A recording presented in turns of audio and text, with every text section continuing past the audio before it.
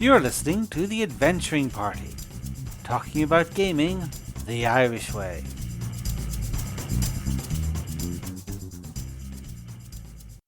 Welcome to the party. I'm Dave. And I'm Shane, and we are here today to discuss the humble art of taking something that's in your game and pretending that it's something else. Wait, that's all role playing. A little more specific. Yeah, a bit more specific. We're talking about reskinning, where we take an existing game mechanic, game element, or something, and then say it is something else. It is this bear is a barbarian attacker, or this spell that summons ice balls actually a ray gun that redistributes heat energy in an area, or something, or this class about hunting vampires, just to scratch out vampires and add werewolves, and it's a completely different class. Yeah, sure. Topic that's been a little bit on my mind lately because I'm currently designing my next campaign, and it involves sort of reskinning slash combining. Is taking elements from two different Kevin Crawford RPGs. Stars Without Number, a gritty sci-fi RPG in the vein of Traveller, and Godbound, a high concept, high energy game based on Exalted. Hmm. Combining the two of them together, having to explain an awful lot of things in terms of nanomachines and such to explain all these weird superpowers that these space jockeys will be having. All right. Well, yeah, I mean, you've got, if I remember correctly, the default setting for Stars Out Numbers, has nanomachines and what have you in it. So, Yeah, like it's Lost Tech. Because they're based on the similar rules chassis, I can, as long as I remember to turn the AC numbers around to something more modern, I can take pieces from here and there. And indeed, many of Mr. Crawford's RPGs are designed to be interchangeable. If I wanted a really big city, I could probably ask to borrow a friend's copy of Cities Without Number and use the cyberpunk mechanics in there as well. hmm. But yeah, like the entire Crawford genre is in a way a big exercise in reskinning. He took the basic format of basic D&D, the 80s classic that launched many a gaming hobbyist to into the role playing sphere, and just keep using that for different genres. And you'll, if you have a couple of them and keep reading, you'll see an awful lot of recurring ideas, mechanics he likes using, basic templates, all that is sort of as a basic thing. But because he puts in so much work on the gemming tools and the inspirational material, like the big tables of this is what a plot looks like in this genre. This is what a plot looks like in that genre, and making sure that each one has unique flavor. He's able to leverage what is often considered a very old and antiquated rule set and wring many different concepts out of it. Yeah. What I've read of his work, it seems to work. Like he pulls it off. Yeah, no, it is also interesting to see how exactly how he leverages those rules, because the same effect mechanically can end up being explained by magic or lost tech or the eldritch science of mythos like alien species. If you're going with silent legions. Yeah, yeah. Like the effects are made so as to be balanced, or at least work with the rule set, but are reinterpreted many different ways in order to suit the genre of the game. There's a certain amount of inherent genre in any game that comes from its rule set. Like each of the games will have its own sort of vibe of, well, it's a level based game, so you're mainly thinking about progressing as your characters go through their many misadventures and going from being level one and very squishy and afraid to even be within half a mile of a laser rifle to level 8 where you're charging through armies of special ops troops taking on every alien you can see. So like reskinning can do an awful lot for a game, get you different experiences, but like you also have to remember, like once you pick a certain set of mechanics, it also does add in certain biases. Yep, it does. This is where an awful lot of the criticism of using reskinning, particularly for commercial products, I think a lot of it comes from that feeling of inherited genre. A lot of the D20 booms of games, where OGL Steampunk and all the different Call of Cthulhu D20 keeps coming up an awful lot. Where, yeah, you could make the monster scary in a 3.5 inspired product. You can add sanity mechanics and all of that. There's still this sense of planning for your party of investigators to get to level 20, and that has implications for what they do when they meet a Shoggoth. Yeah. And I think that was one of the big things, complaints about those kinds of D20 boom games, or the modern equivalent of it, of course, is the 5e hack, where an awful lot of people, simply because their exposure to rule sets is 5e, and the mental gear shift to try to find other games is more effort for them than just take what I have already in this 5e rule set and rebuild it into my own product, my Star Wars 5e, my anime 5e. They try this, but that also means that you're bringing in all of.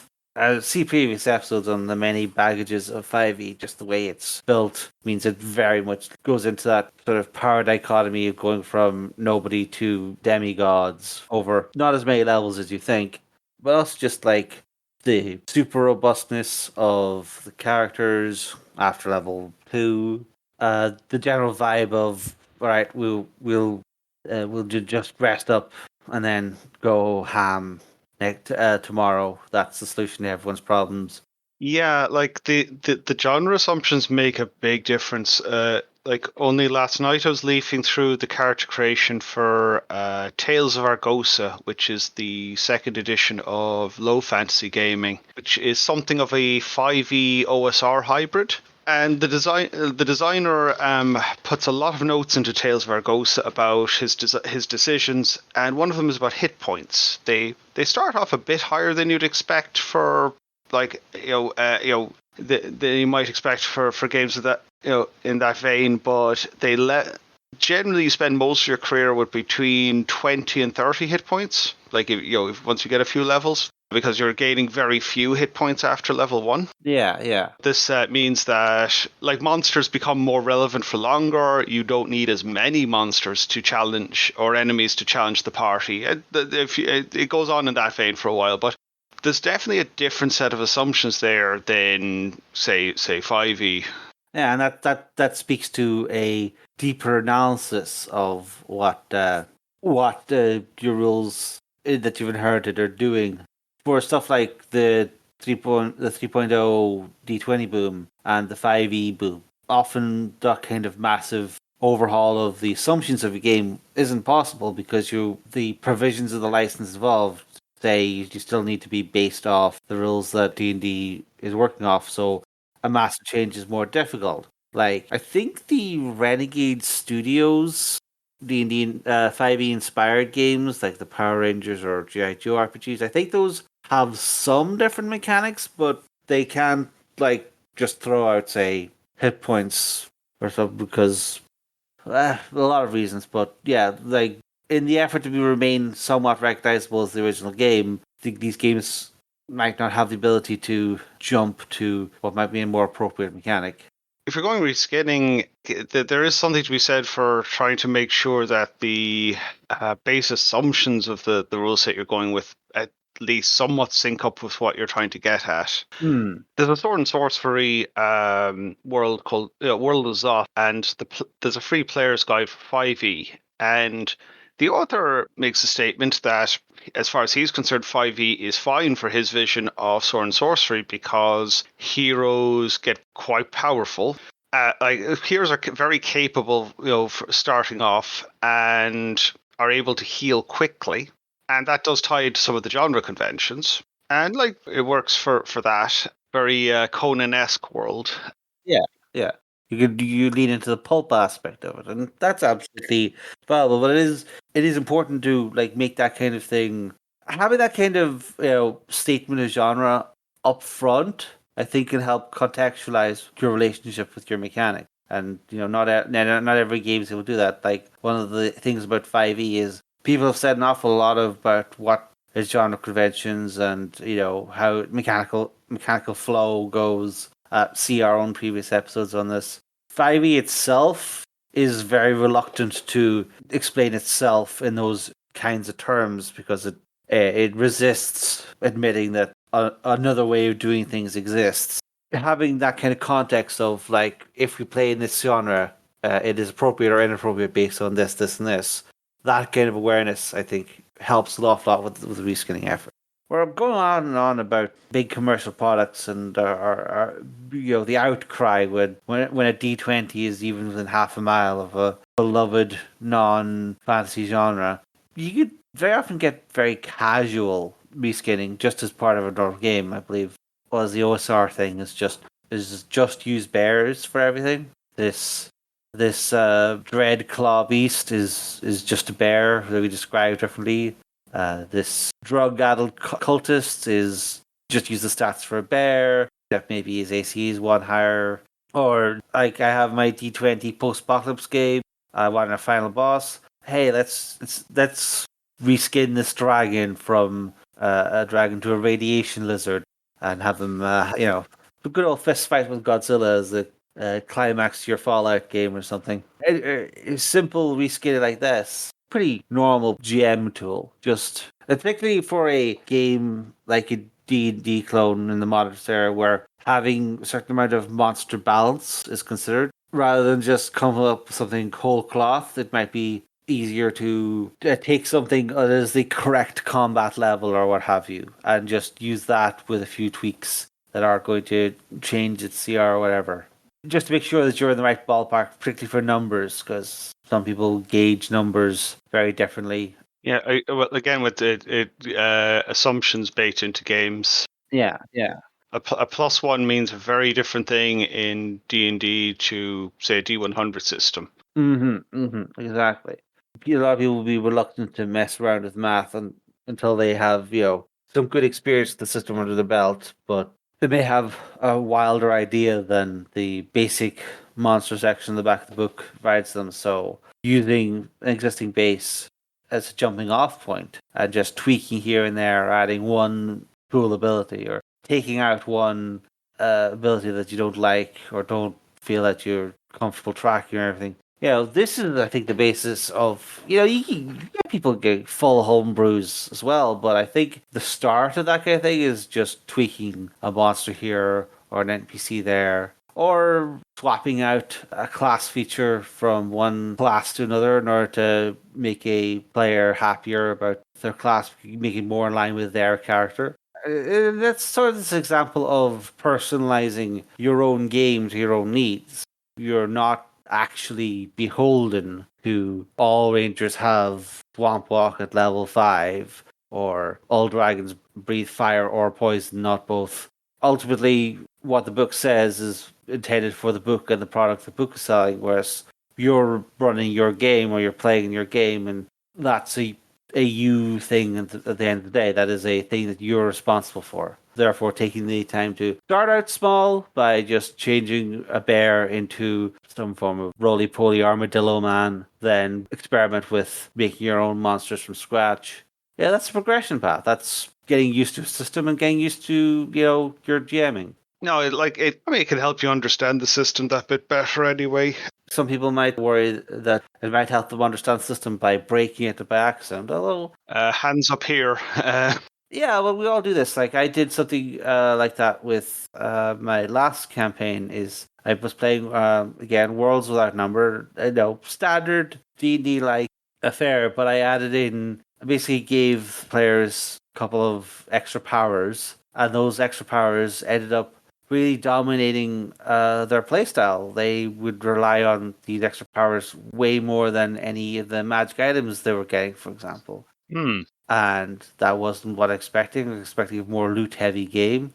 I was expecting them to be looking for magic items that enhanced those powers, but often they would just sort of brute force with what they had. And that was an experiment that, worked in some ways and didn't work in others. And it didn't quite give the outcome I expected. It still came out with a perfectly decent outcome, but it wasn't exactly what I expected. So I sort of post analysis, I'm looking at that and saying I could have considered how things were going to change more. And also, it made me realize that the system I was using was always sort of in opposition to the magic item grind of a classic D&D, and therefore this was always very likely to happen. That's something on me, but I didn't realize until I started monkeying with mechanics that I was working with. And yeah, it's the question of, are you going to risk like TPKing your party because you gave a bear dragon breath, versus after 6 months playing, I'm realizing players are not using any of the cool magic items. I'm giving them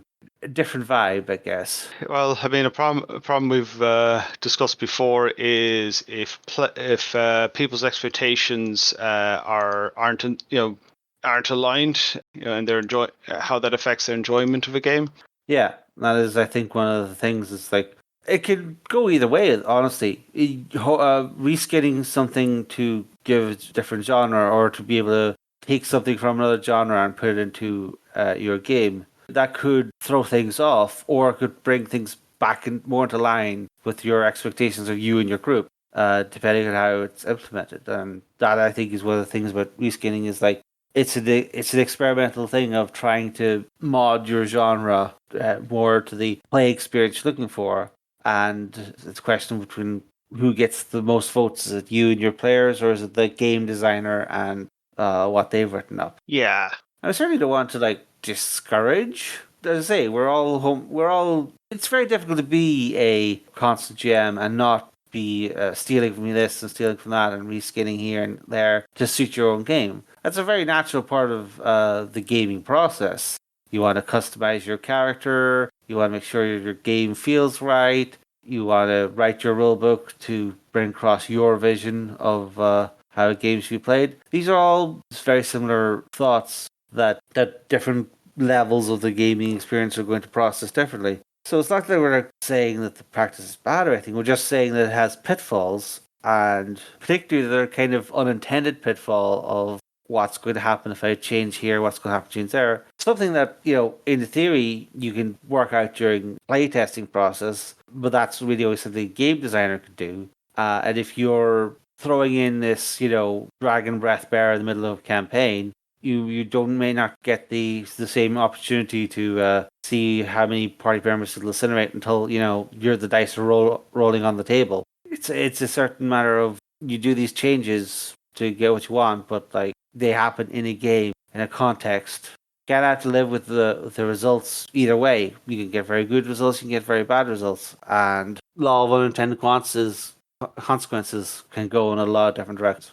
Oh yeah. Making changes, it helps to have an understanding of the rules assumptions. If you're only familiar with one system, you might be surprised at how assumptions don't work as well in other genres or themes. Yeah, the good example is something that has immunity to being stunned in D&D is a very niche thing. You have resistance to monks essentially, whereas if you give something immunity to being shaken in Savage Worlds, all of a sudden you have this invincible bullet absorbing cocaine monster just charging through your party, basically invincible.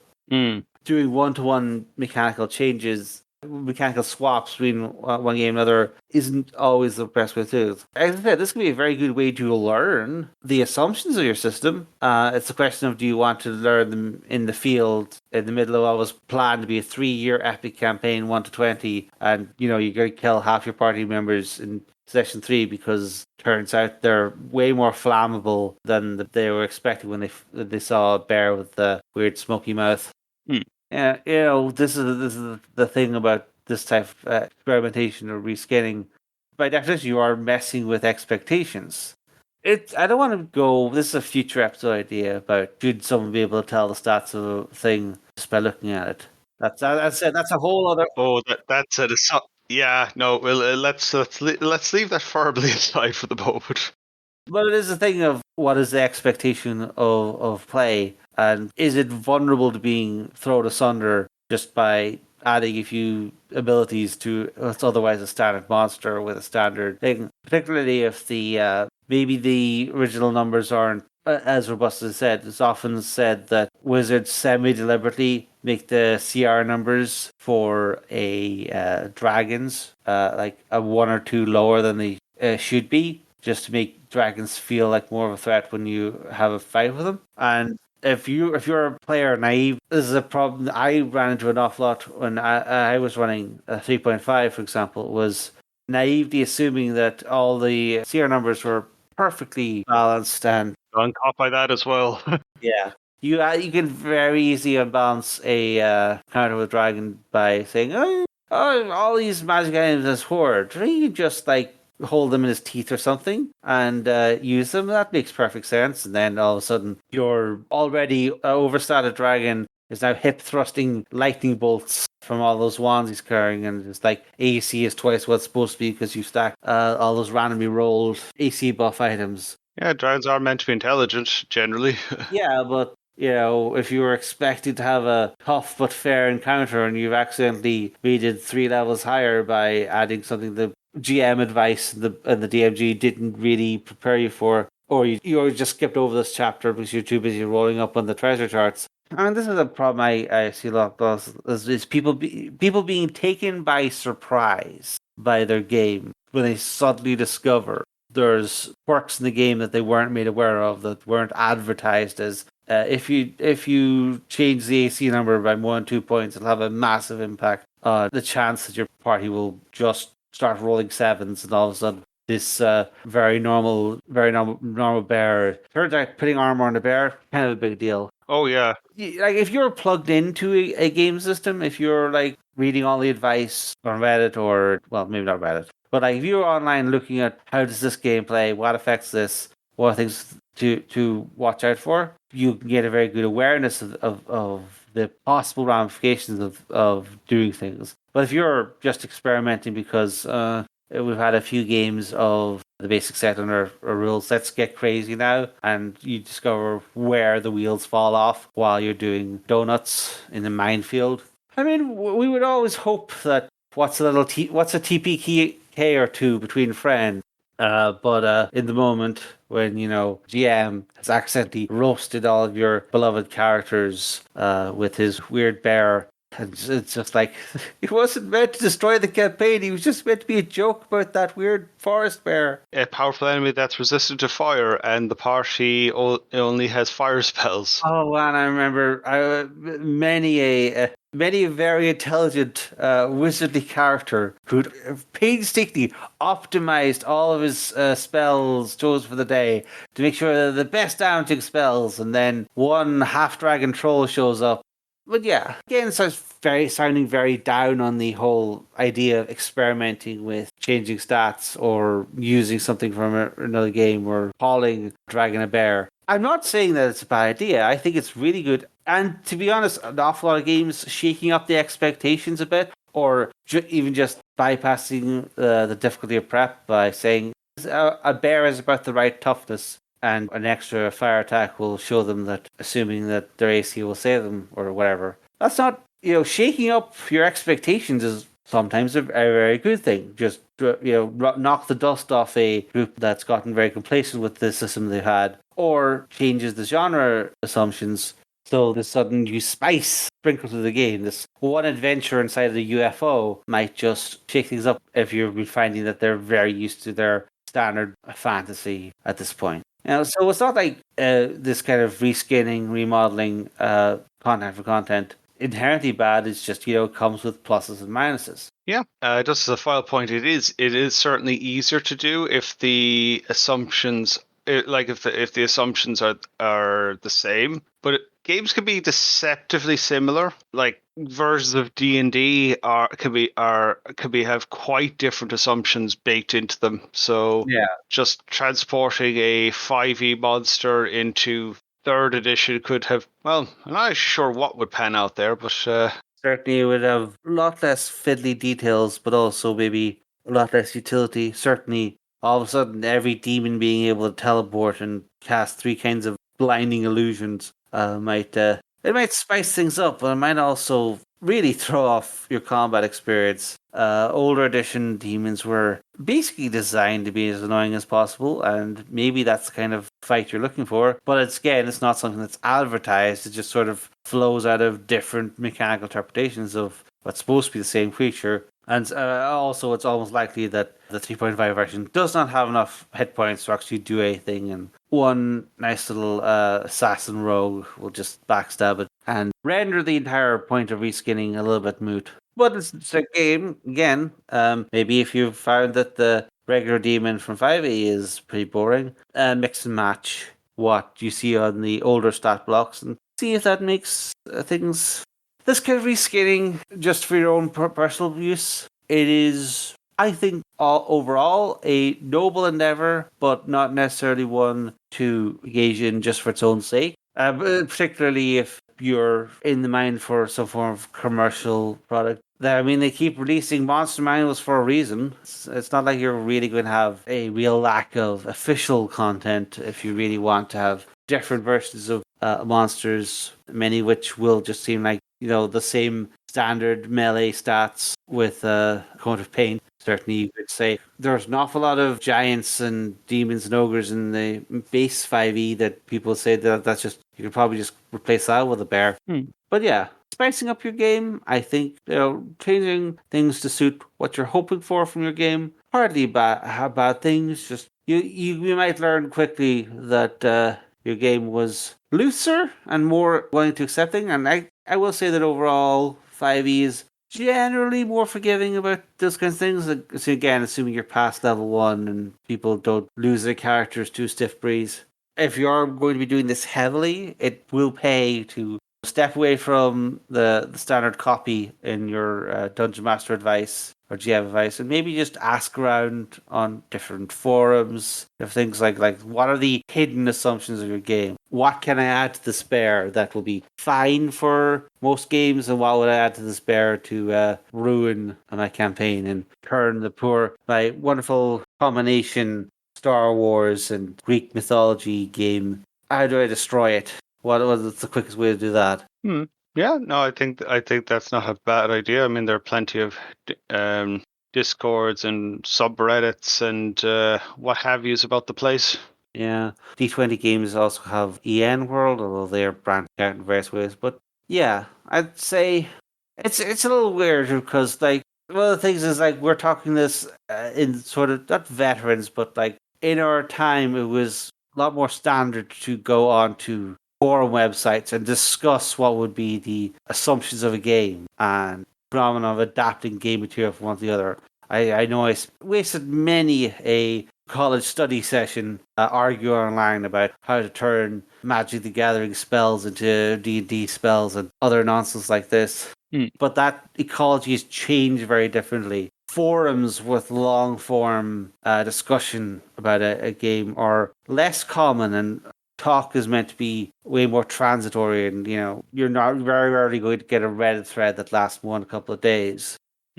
If you're not willing to dig, you'll find an awful lot more boilerplate answers where people will figure out the stuff that's true 90% of the time, regurgitated at will, which is fine for a basis, but you're looking for a deeper analysis of what's wrong with adding this ability to this bear or giving giants 15 spell-like abilities. This kind of deeper discussion can be a little trickier. You get some people perfectly happy to give you useful custom answers, but you might also get 3 boilerplate copy-pasted arguments, and then the thread dies. It's a different informational environment, I guess, and there is still, if you go looking for it, you can still get fine discussion of conceits of your game, but it might not be as easy to find as it once was, or in depth as it once was. And some people learn by doing. If you're perfectly happy to barbecue half your party members as an experiment, learn a system and how it can be modified, more power to you. It sounds like an interesting group you've got there, folks. If you'd like to customize a response to our stuff or borrow one from some other podcast, we'd love to hear how we have too many McElroys on our podcast. You can hit us up on our social media. We have not yet made a Blue Sky account because we're lazy. the Discord's going. Yeah, Discord's going great. There's a quiz game that I keep meaning to update and keep forgetting all about. But some of the Discord is hopping. Certainly, we just had a discussion about labor disputes in the wargaming industry for some reason. Look, these things happen. Come meet us on our social media. Come join our Discord. And until then, this party's over.